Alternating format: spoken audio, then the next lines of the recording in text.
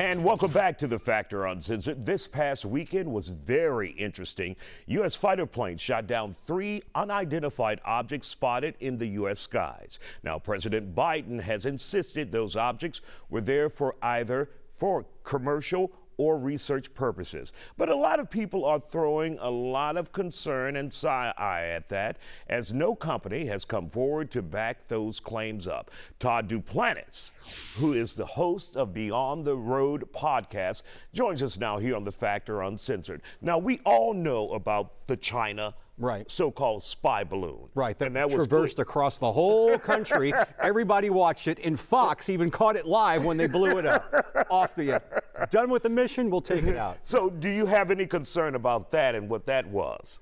No. Or about us being kind of lax in dealing with the problem? Well, yeah, we let it traverse across the whole country. At least we got these down.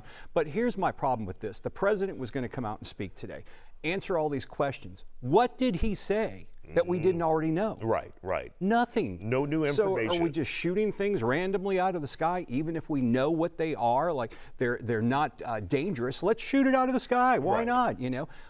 Number one, these aren't traditional UFOs. These weren't UFOs. These were balloons that were shot out of the sky.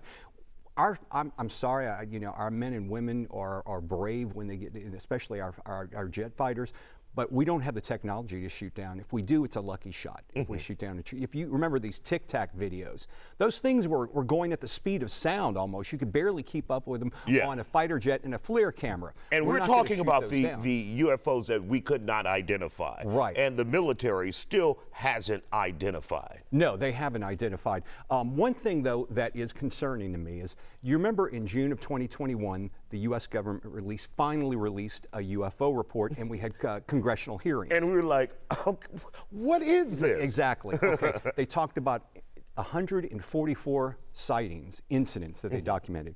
They just re-released that report last month. Did you hear about it? Yeah, I'm like, what is that about? 510 now. Oops, where were the other 3 times sightings? Yeah. Okay, so in the report, there's a quote from a U.S. official, and they use the word destigmatizing. What they're trying to do is they're trying to destigmatize us. For what? Not an alien invasion, but there's stuff out there that we don't know yet that they may or may not release to us. But I found it very interesting. They use that word destigmatize. They want people to report UFOs. Oh, and by the way, they're no longer unidentified aerial phenomena. They're unidentified anomalous phenomena. They're still UAP. Keeps changing. They changed that as well. So, but you're right. It's like, why release the same report over again with a different number? Right. So what are you trying to prepare us for, if anything? Yeah, I think right now they're still finding their way around with this. They've got information. They know. A lot of people know about it.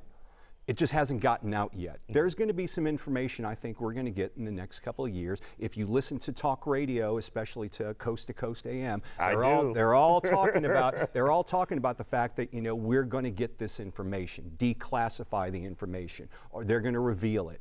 We might get it piecemealed over the next few years, but we're going to learn a lot more. But do you think the American public or the world public is ready for something like that?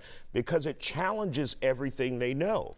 If there is life out of there, we're supposed to be the only intelligent life because God created us. Then it brings into question God. Right. Well, for some. Of course. And are you ready for that?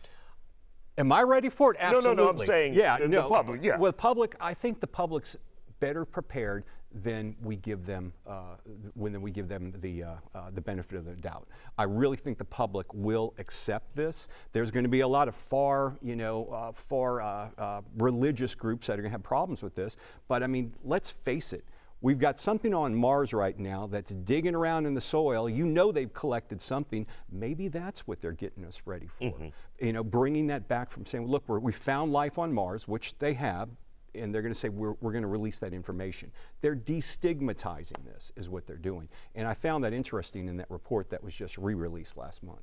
And so, from your gut, do you think there is life out there for the viewer? I think it's arrogant for me to sit here on this rock we call Earth and say that we are the only intelligent life in this universe that we don't know enough about. I think it's very arrogant for me to say that as a human.